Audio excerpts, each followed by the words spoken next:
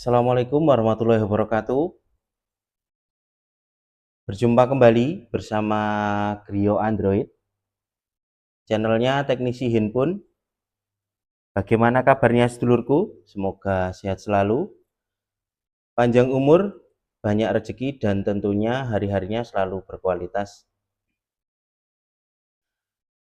Di kesempatan video kali ini, Griyo Android akan melanjutkan tutorial seputar perbaikan handphone, terkhusus untuk perbaikan CPU RAM UFS ya. Melanjutkan konten-konten yang mohon maaf beberapa hari sempat terpending. Di sini nanti akan saya lanjutkan menjawab pertanyaan dari subscriber yang menurut saya ini sangat bagus ya. Ini sangat bagus pertanyaannya. Jadi untuk pertanyaannya ini dari Basecamp Android. Bang, buatin video untuk spesifikasi PC low budget untuk alat UFS. Terima kasih. Oke, ini terima kasih banyak. Ini pertanyaan yang bagus dan sempat terlalaikan. Karena apa? Karena kan teman-teman mungkin yang baru mulai terjun di dunia perbaikan CPU RAM terkhusus di UFS itu kan mungkin agak takut juga ya.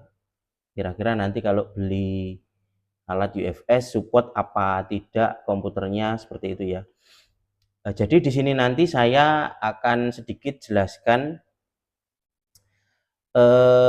untuk PC atau laptop yang mungkin yang low budget ya. Saya sendiri juga masih menggunakan PC atau komputer yang low budget.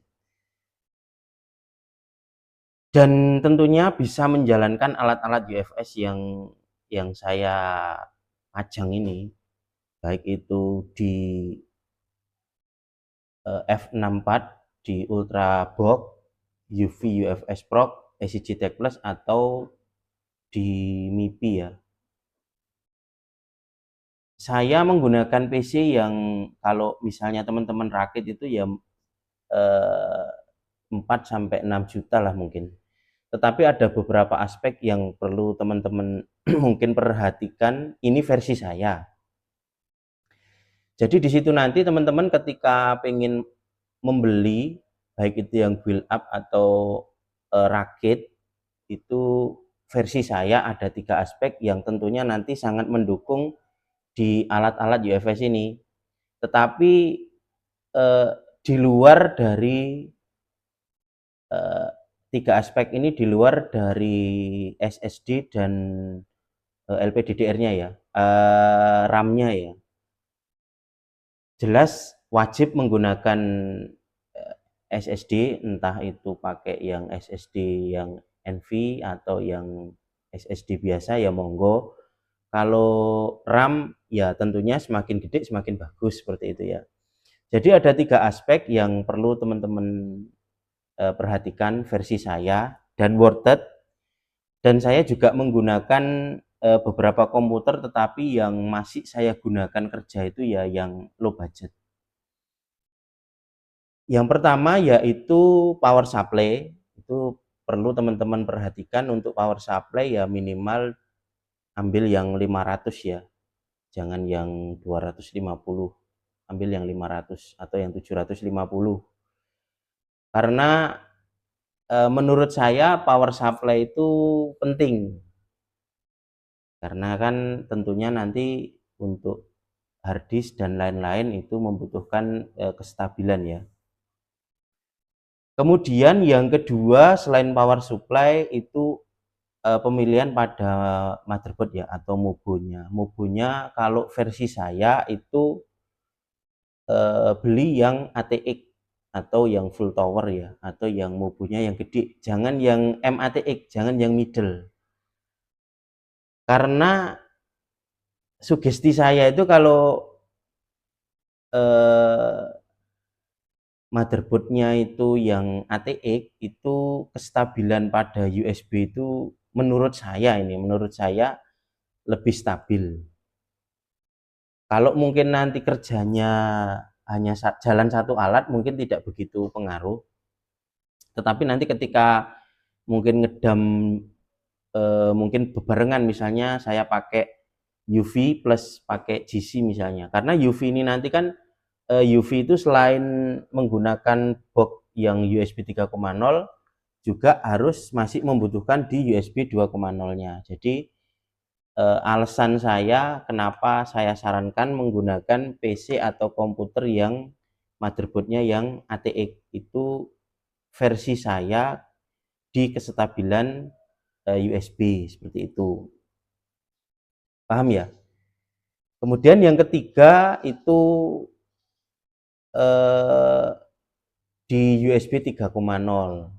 Jadi kalau teman-teman nanti pengen terjun ke alat UFS, tentunya aspek pendukung yang menurut saya dikatakan penting ya support di USB 3.0. Karena alat-alat ini yang support di USB 3.0 itu tentunya berpengaruh pada speed pada saat membackup atau menulis data. Bukan di bufferingnya ya. Kalau di buffering pembacaan IC itu ya recommended-nya ya di F64 ini bufferingnya cepat, jadi deteksi IC itu lebih cepat seperti MMC lah. Kalau MMC kan teman-teman ketika identifi langsung jalan seret ya, seperti itu.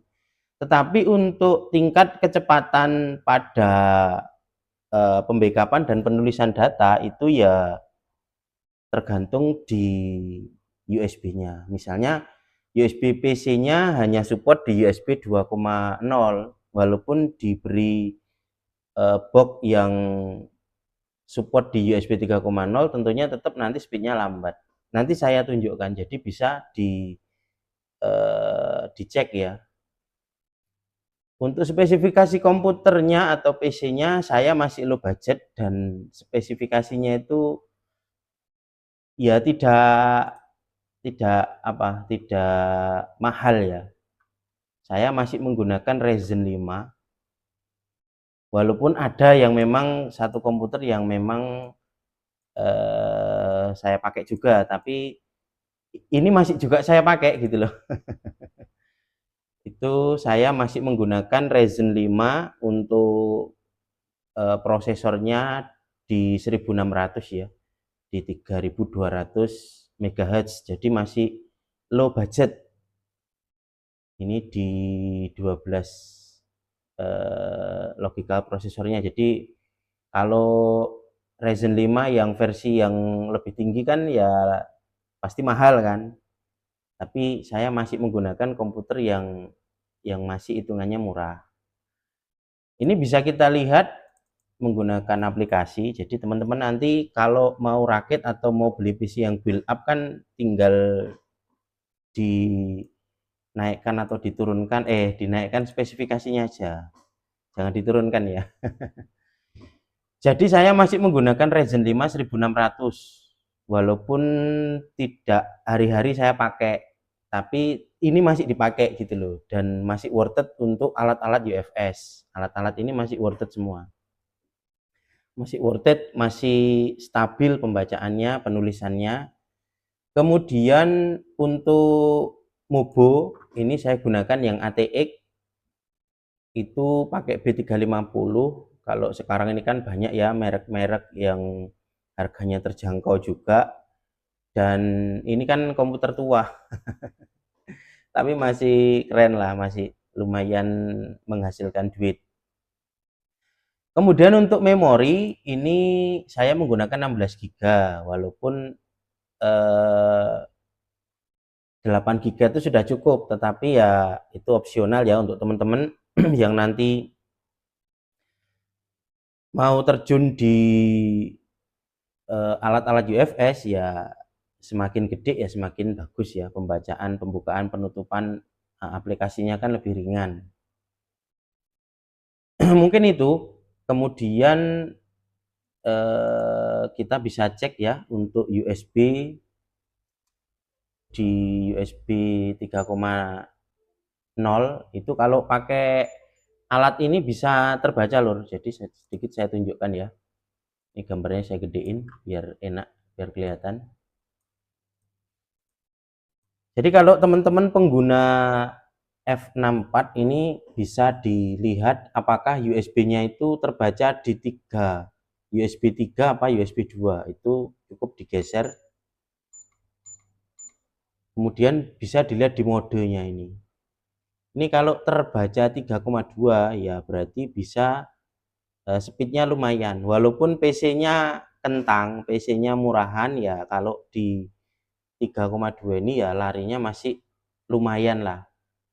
Kalau di USB 2.0 ya tentunya nanti pembacaannya akan lambat. Nah, ini kelihatan ya di sini ya di 3,2. Ini sekarang coba saya tes dulu di PC yang murah speed bisa lari berapa, seperti itu ya.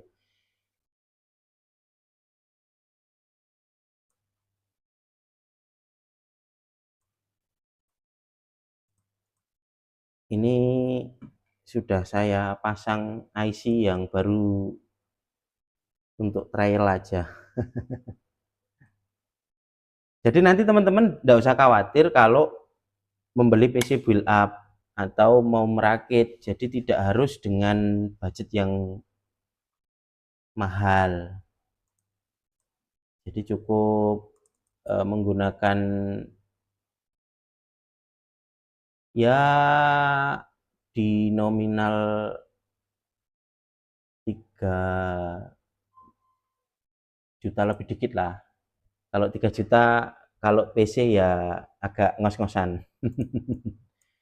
Kalau untuk super speed lari di USB 3,0, jadi ini masih lumayan kenceng. Jadi kalau pakai F64 ini kita bisa cek ya untuk komputer kita. Ini kita klik di sini, nanti akan terbaca status USB-nya. Ini terbaca USB 3,2 di sini ya, kelihatan ya. Kalau teman-teman di sini 3,2, ketika cek di layar boxnya ini juga akan terbaca 2,0, dan tentunya speednya akan lebih rendah. Kalau pakai ini dengan spesifikasi Ryzen 5, USB sudah terbaca di 3,2 itu ya kurang lebihnya kalau speed ya 150 160 itu masih dapat. Jadi kalau untuk penulisan DAM misalnya Poco X3 Pro misalnya ya cepat, mungkin hanya butuh waktu 1 menit atau 2 menit sudah selesai, lebih cepat dibanding melakukan flashing menggunakan USB. Kalau pakai UV ya masih lari lumayan juga sih, masih di 200-an lah. Ini contoh, mungkin saya langsung praktekkan ya larinya di speed berapa. Kalau pakai super speed nanti berapa, pakai GC berapa, pakai UV berapa dengan komputer yang low budget. Ini saya erase dulu untuk lunolnya ya, jadi supaya kelihatan nanti roomnya. Ini sudah terhapus.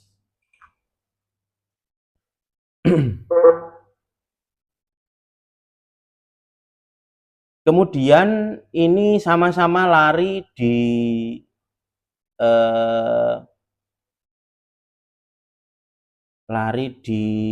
gear 3. Oh, belum satunya belum terhapus lur. Sebentar lur, saya hapus semua aja ya. Biar nanti mudah pembacaannya.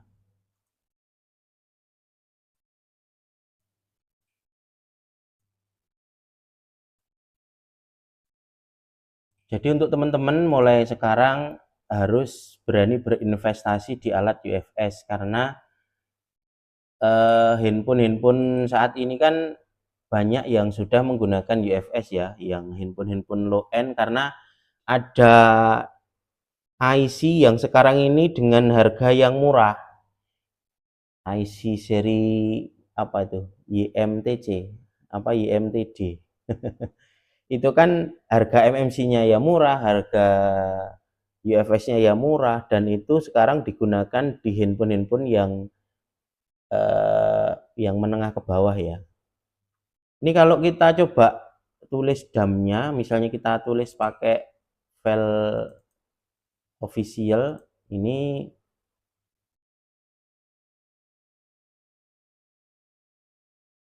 bisa lari, sebentar kita coba tulis dulu ya.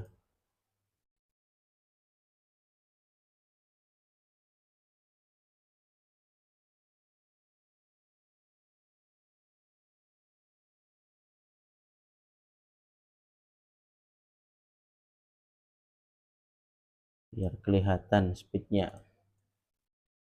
Kalau kita full ketutupan tulisan loh. Jadi kita tulis dulu untuk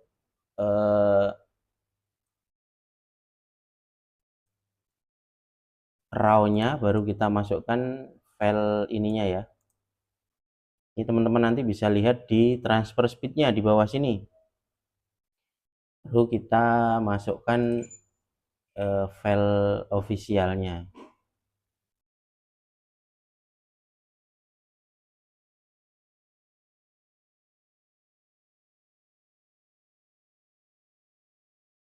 Baru kita masukkan file official ya.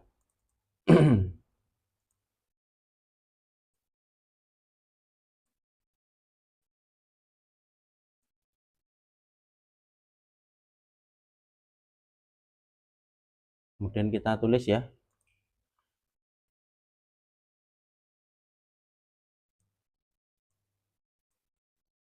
Ini proses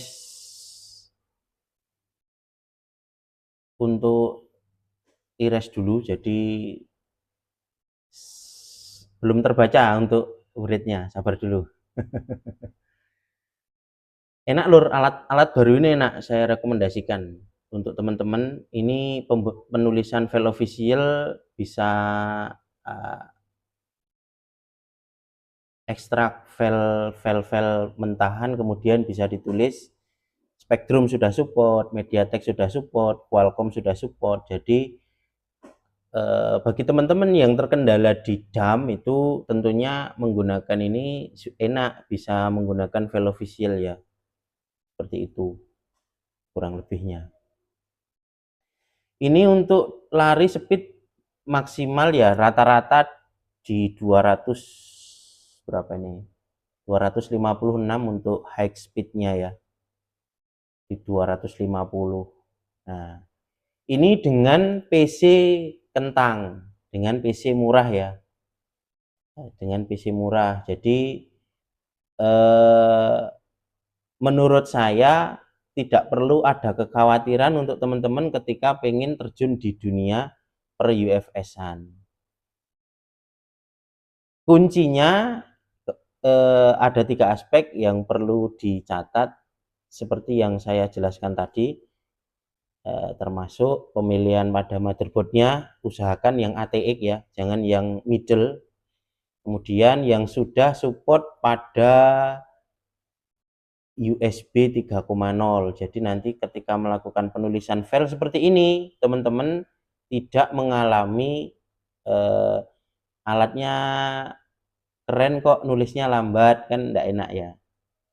Kemudian yang ketiga, usahakan menggunakan power supply yang gede, 500 sampai yang 750 seperti itu.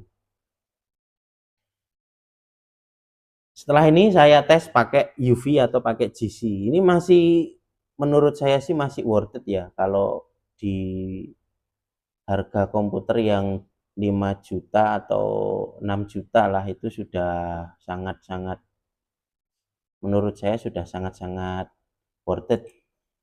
Ini sudah kebaca semua, sekarang kita coba lakukan identifikasi ya. Jadi bisa lari di rata-rata 160, 170 sampai high speednya di 250 sekian.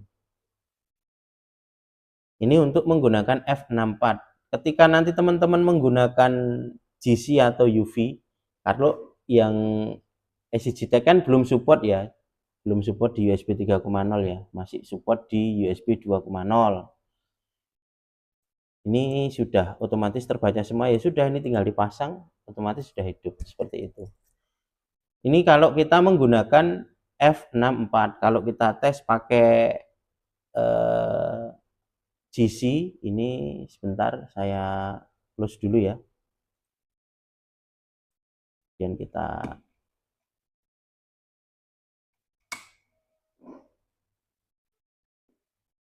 sebentar lor ya.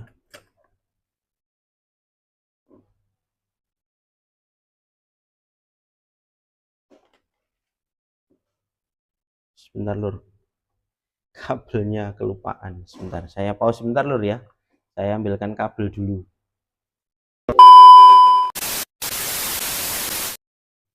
Mohon maaf, kabelnya kelupaan.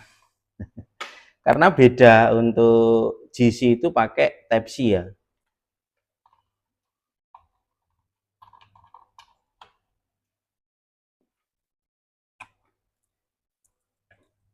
Jadi nanti untuk teman-teman yang pengen beli atau berinvestasi di alat UFS, tentunya harus diperhatikan komputernya minimal yang sudah support di USB 3.0,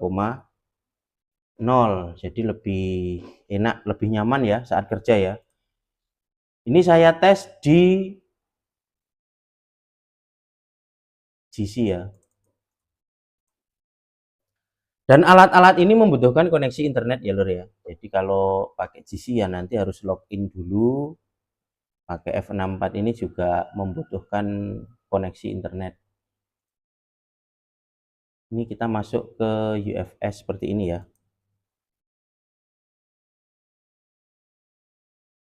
Ini kita pasang, sudah auto. Ini kita gunakan IC yang sama.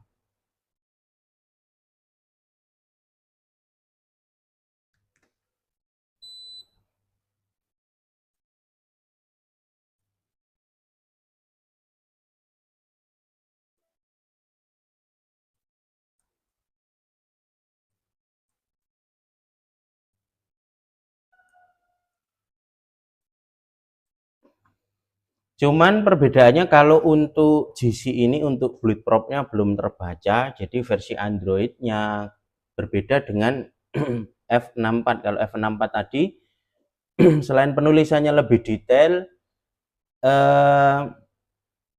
bleedproof-nya sudah terbaca, jadi lebih enak, lebih mantep ya. Versi Android-nya terbaca, oh Android 14 pakai tiramisu, oh Android-nya 13, seperti itu. Jadi kalau untuk GC belum terbaca. Ini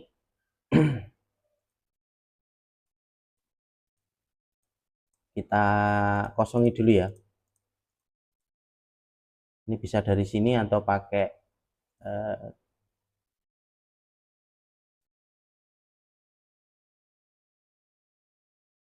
kita reset dulu UFS-nya, enggak apa-apa. Untuk ngosongi ini hanya contoh untuk ngosongi IC-nya. Tadi harusnya dikosongi langsung. Bagi teman-teman yang belum mempunyai alat UFS, saya doakan segera bisa membeli update alat UFS-nya.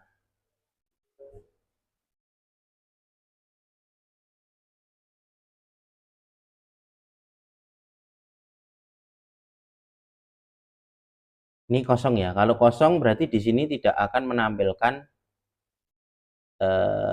file-file user path-nya.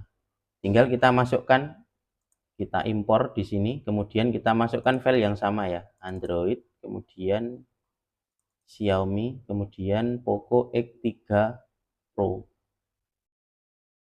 Contohnya HP yang masih familiar, karena di membership yang konsultasi setiap hari itu ya masih seputaran di Poco, Note 11, Note 12, Mi 10. Masih rame ya. Poco X3 Pro.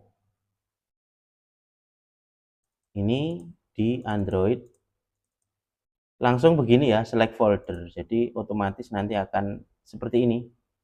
Tinggal misalnya mau ditambahkan apa persit ya tulis, kalau belum masuk seperti itu. Ini kalau sudah dimasukkan filenya tinggal ditulis seperti ini. Untuk GC ini bisa lari di stabil 254 MB ya. Hampir tidak jauh berbeda dengan F64 kalau untuk speednya, speed penulisan datanya. Seperti itu. Jadi untuk teman-teman nanti ketika menjumpai, aduh kesenggol lur,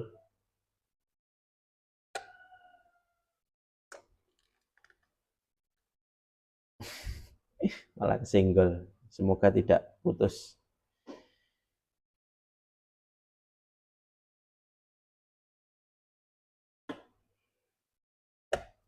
Ini saya taruh sini tuh tujuannya bukan dipajang lur. Jadi teman-teman kalau nanti terjun di dunia konten kreator itu supaya video saya terkait dengan video-video yang mengulas alat-alat ini, seperti itu ya. Jadi bukan untuk dipamerkan. Ini real untuk saya kerja. Terkadang itu ya kalau pas lagi banyak garapan itu ya alat ini ya bareng kerjanya seperti itu. Makanya saya rekomendasikan untuk pemilihan power supply itu yang lebih. Jangan yang 250. Pakai yang 500 atau yang 750. Ini alat-alat ini real saya pakai kerja semua. Kalau di UFS di versi 2 itu recommended, di UV ini mudah penggunaannya ya. Terus selain itu ya saya kan ngefans sama Mas Salim, jadi walaupun tidak dipakai ya saya beli. Apalagi di UV Android-nya plus UV MMC-nya itu keren, alat paling keren. Kalau di UFS sementara adanya F64 ini kalau di meja saya mendominasi lah ini. Dengan spesifikasi PC yang tidak mahal, yang low budget. Jadi saya tunjukkan untuk apa? Untuk ini. Nah, di sini ya. Ini saya gunakan Ryzen 5 1600. Mas, saya mau pakai AMD, saya mau pakai Intel, monggo, enggak apa-apa, bebas. Kalau saya lebih seneng AMD. Ya karena saya ini seneng kadang edit-edit seperti itu kan, walaupun apa ya, belum pinter. Jadi saya lebih seneng di AMD untuk grafiknya ya. Kemudian di grafik saya juga pakai yang murah. Untuk VGA eksternalnya saya pakai Nvidia yang GTX 950 ya. Ini juga harganya terjangkau, paling ya second itu mungkin 600-700 dapat ya. Seperti itu. Jadi untuk teman-teman yang nanti pengen terjun di per UFS-an, menurut saya 3 aspek yang perlu diperhatikan. Yang pertama pada pemilihan power supply, kemudian pemilihan motherboard, usahakan yang Di situ sudah support di USB 3.0, jadi motherboardnya yang ATX, jangan yang middle, seperti itu. Jadi ketika nanti kerja bareng itu kuat. Ini mau ngedam. Kalau ini kan ringan ya, kalau di SCG Tech Plus ini ringan, USB 2.0. Terus untuk config, untuk Iris, untuk Samsung ini worth it sekali. Seperti itu. Tapi semenjak adanya F64 ini mulai tergeser ini lur. Tapi ya enggak apa-apa, bagi teman-teman yang masih punya SCG Tech Plus, ini masih paling spesial, alat paling spesial. Kalau tahu fungsional SCG Tech Plus, alat yang lain ini lewat. Seperti itu ya. Ini untuk speed rate-nya hanya di 22 Mbps, tapi untuk rate-nya itu bisa sampai 250. Nah, seperti itu ya. Jadi alat untuk DAM, cuman perbedaannya kan kalau GC itu masih di file officialnya kan masih di Qualcomm ya. Kalau untuk MediaTek, Spectrum itu masih belum worth it, belum support, dan MMC belum support juga, tidak support sepertinya, karena ini hanya di di UFS saja. Tapi kalau ini ya full MMC, UFS, speednya juga oke. Paham ya lur ya? Jadi untuk teman-teman yang nanti pengen terjun di dunia per UFS-an, untuk budget perakitan komputer atau mau membeli yang versi build up, itu ada beberapa aspek yang tentunya perlu diperhatikan. Kalau misalnya beli yang sudah terakit itu ya mungkin kalau kenyamanannya ya tentunya di power supply-nya ditambah. Kalau misalnya masih pakai yang 250, pakai yang 500 lah minimal, seperti itu. Kemudian ada lagi tambahan untuk sistem, usahakan dipisah dengan data ya. Jadi kalau sistem dipisah dengan data jadi lebih enak, lebih ringan lagi. Sistem khusus sistem, data khusus data, seperti itu. Oke lur, mungkin itu kurang lebihnya. Kalau perlu tes UV, saya tunggu sampai selesai dulu nih ya, karena ini masih agak lama, tidak secepat F64. Kalau F64 tadi untuk rate-nya kan masih di atas seratusan ya. Jadi cukup DAM Poco X3 Pro itu penulisan file official ya 2 menit sudah selesai. Tapi kalau pakai komputer saya yang Intel itu cepet lur. Kalau pakai GC ini kan pernah saya buat video kan, di GC ini bisa sampai 1 GB, jadi kenceng sekali penulisannya, 500-an lebih lah standarnya. Jadi komputer saya memang tidak hanya satu ya, tapi komputer ini juga saya pakai real, tidak hanya sebagai kebutuhan konten, tapi murni masih saya pakai. Teman-teman yang sering ke rumah itu tahu kok. Jadi saya tidak hanya kebutuhan konten, tidak, tapi memang real. Dan ada yang nanya pertanyaan yang sangat bagus tentang spesifikasi komputer ketika pengen terjun di dunia UFS ya dengan low budget itu sudah bisa, teman-teman sudah bisa ngasilin duit gitu loh.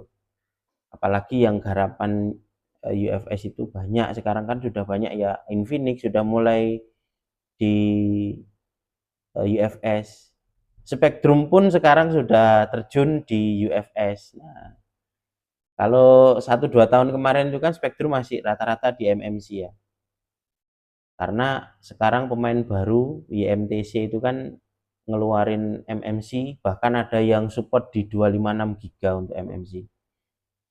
UFS ya apalagi, tapi dengan ya itu tadi lah, namanya barang murah tuh tidak seperti seri-seri yang lain. Kalau punya Skynig atau punya Samsung itu kan aman ya kena blower. Kalau yang seri YMTC ini lebih mudah bad sektor, kena panas, rusak, seperti itu. Paham lur ya?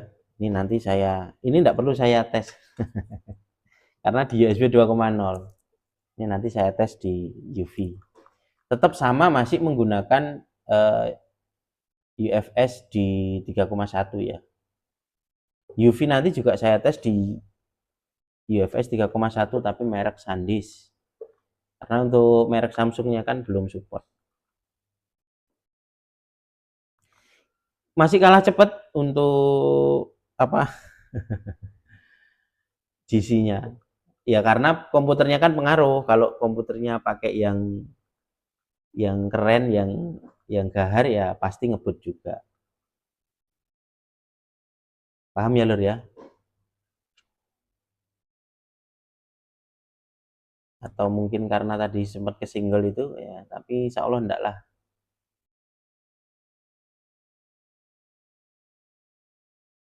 Tadi penulisan super itu sempat kok di 250-an.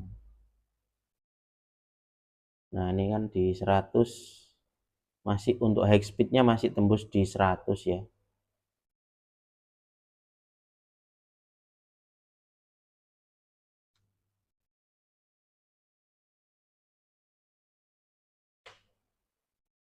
Saya ucapkan terima kasih banyak untuk para membership ya yang sudah mendukung, menyupport channel Griyo Android. Tentunya berkat dukungan membership, channel Griyo Android terus berkembang. Dan untuk merchandise-nya sudah saya kirim, jadi nanti tolong yang dapat kiriman merchandise diterima ya. Kemarin ada yang minta kaos dari Surabaya, itu saya kirim. Nyampe sana ditolak. Jadi dikirim balik ke sini. Waduh. Jadi nanti kalau ada pengirim atas nama Griyo Android, tolong diterima. Seperti itu ya lur ya. Ini kita tes sekali lagi untuk UV-nya. Nanti kalau ada yang perlu ditanyakan seputar komputer, seputar driver, monggo ditulis di kolom komentar. Besok kita buat konten perbaikan handphone lagi lur. Karena kemarin ngabisin PR banyak sekali. Jadi kontennya agak terpending. Jadi saya prioritaskan di membership ya. Di membership itu kan ya harus paling enggak ya seminggu sekali, seminggu 2 kali kita buat konten. Kalau tidak rajin ya kasihan, karena kawan-kawan kan sudah mendukung ya, sudah menyupport kita.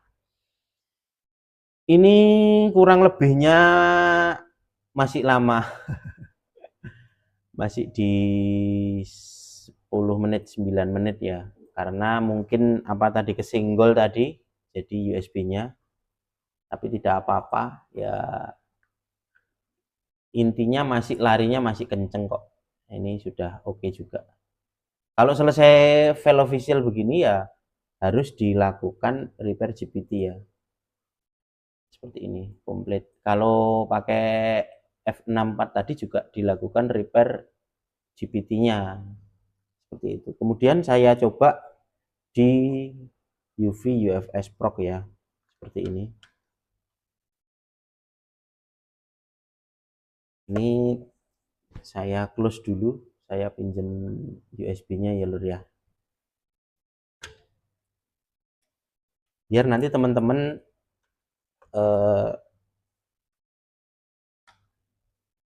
ada semangat untuk update alatnya.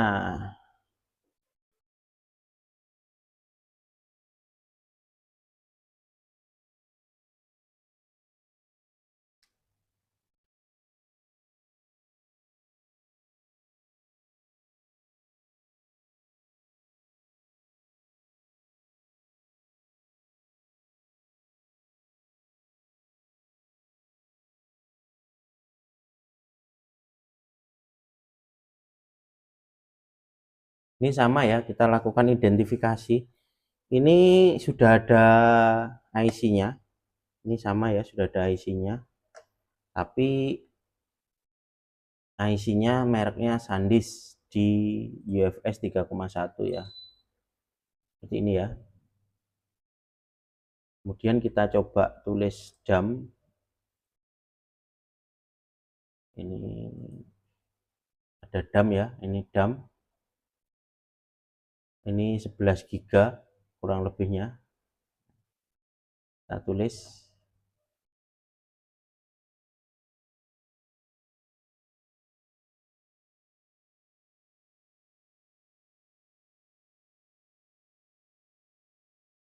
Ini sepertinya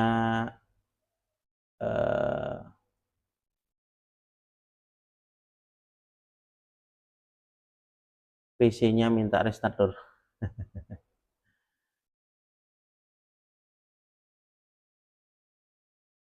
Harusnya itu larinya itu tidak hanya di 30-40. Biasanya masih tembus di 100-an ya. Karena kemungkinan kesenggol tadi ya. Walaupun tetap ini menggunakan yang gear 3 ya di sini ya. Ini masih tembus di 51 mega. Ini kebaca di USB 2,0 berarti lur. Sama ini tadi saat saya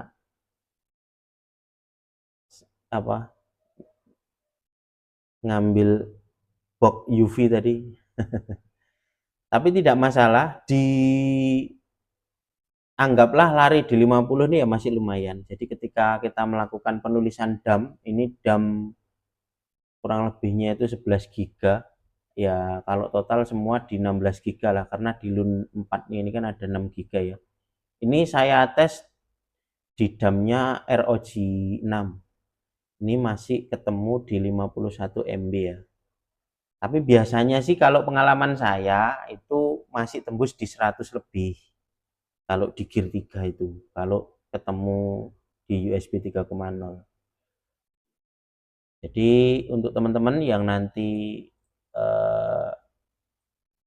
pengen update alat, ya monggo.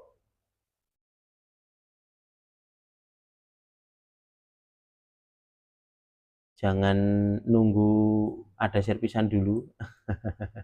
Karena sekarang ini handphone sudah banyak yang menggunakan IC UFS. Oke lur, mungkin itu testimoni dari saya untuk pemilihan komputer dengan low budget. Tentunya dengan alat-alat UFS ini masih layak untuk bekerja. Jadi jangan khawatir, sampai detik ini saya juga menggunakan komputer yang low budget. Walaupun agak lambat, sedikit lambat, tapi masih kenceng juga kok, seperti itu ya. Barangkali ada yang perlu ditanyakan, silakan tulis di kolom komentar. Sekiranya saya cukupkan.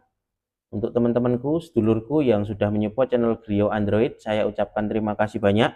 Jadi sedikit saya simpulkan, untuk F64 ini di USB 3,2 3,0 itu masih bisa lari tembus di 250 sekian ya, dengan spesifikasi komputer yang murah meriah. Spesifikasi komputer yang murah meriah. Kemudian untuk GC ini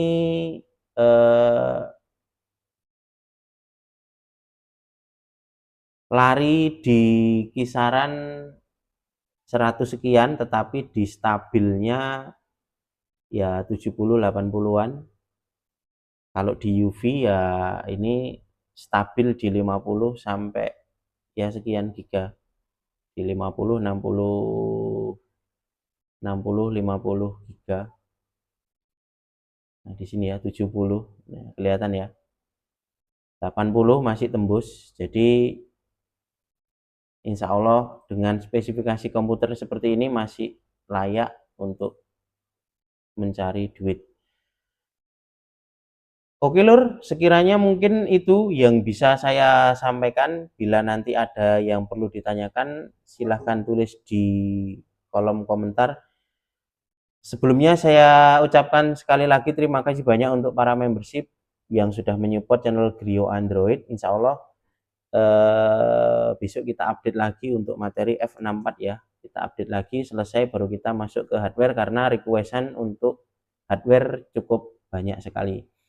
Mungkin itu Lur, sedikit dari saya. Bila ada yang perlu ditanyakan silahkan tulis di kolom komentar.